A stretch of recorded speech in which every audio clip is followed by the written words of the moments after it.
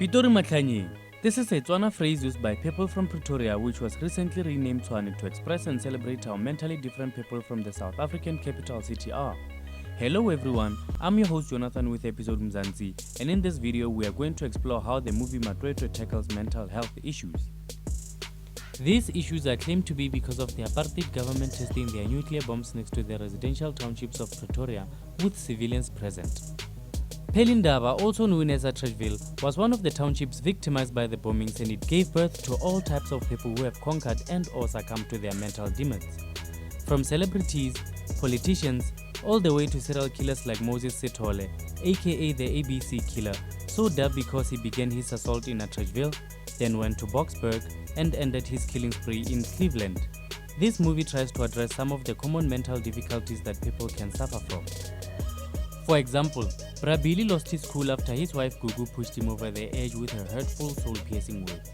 He gave in to his quiet rage and laid a hand on her for the first time, killing her along with his sanity as a result. He continues to live like nothing happened, complaining about the local soccer team's coach misusing the owner's funds. Indeed, he must have lost his mind because Pitso Mosimane is the best coach Mamelodi Sundowns and the PSL have ever seen. Anyway, Brabili still hopes that his wife will wake up from the deep sleep he put her in, never mind her smelly corpse. We also have Boroto, a young man whose great future was snatched away by a terrible car accident which also claimed the life of his girlfriend Pauline. He got mentally disturbed when he was not heard as he tried to plead his case. I mean, the other driver didn't even have a driver's license. He lost the case and the illegal driver went scot-free.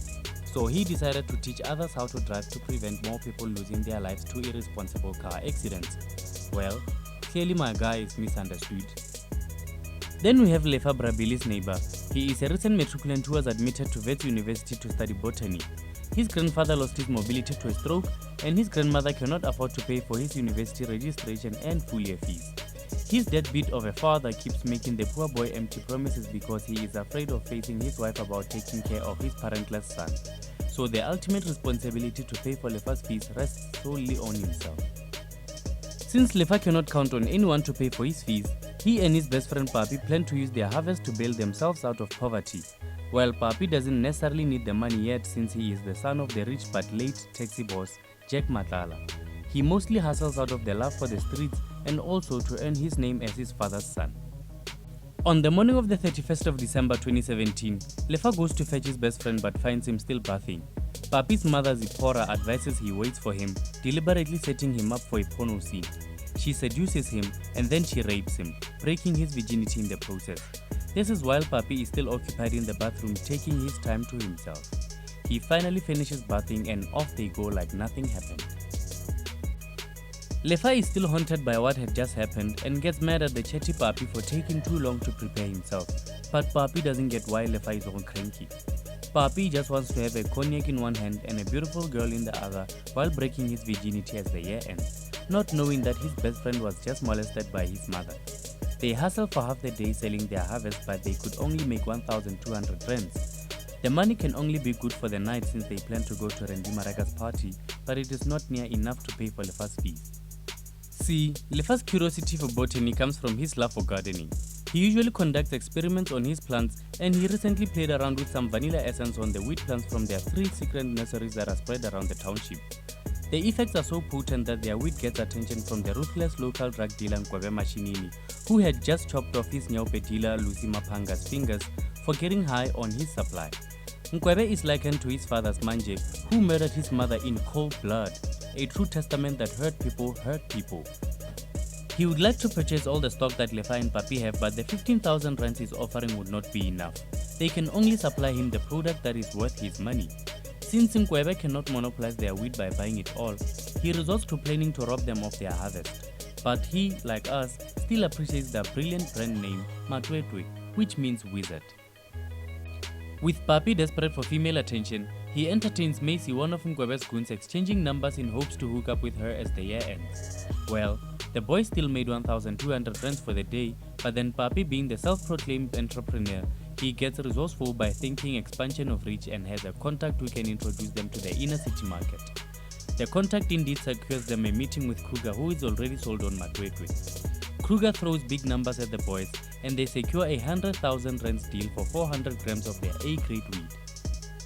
They share 10% of what they got with Papi's contact, and upon their arrival back to Pelindaba, they find the absent-minded Brabili getting arrested for his wife's murder. And the man is still on Pito's case. Whatever Pito did to Brabili must be big because he just won't let it go.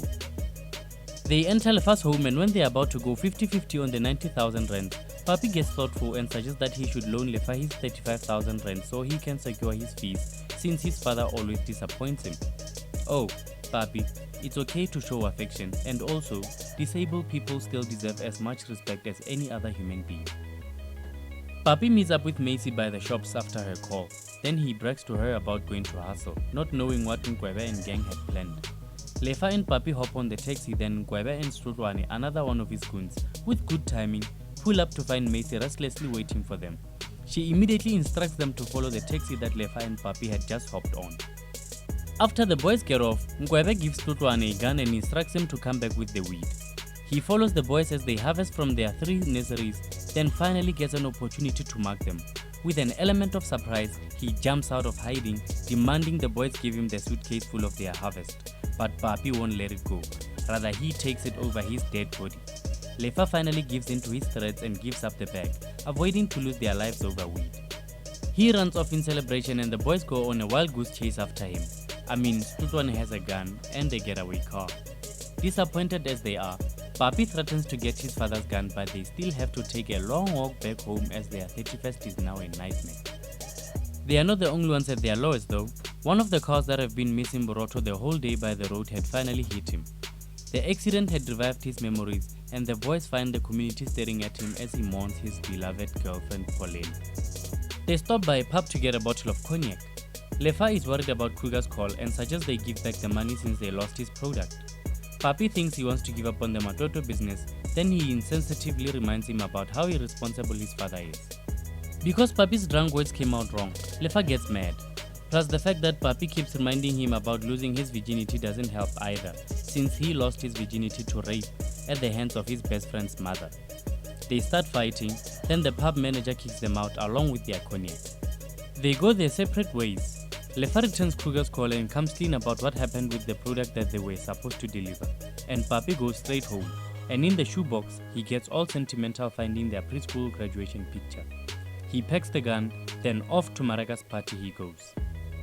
Lefa is already at Maraga's party getting turned with Olga, but his crush Nzwaki, whom he from time to time daydreams about, walks in. He gets crushed when he sees her holding hands with the man of God who came to recruit lost souls at the party. Papi later walks in. He tries to warn his underage sister to get out of the club because it may get messy, but Agnes is just as stubborn as her brother is.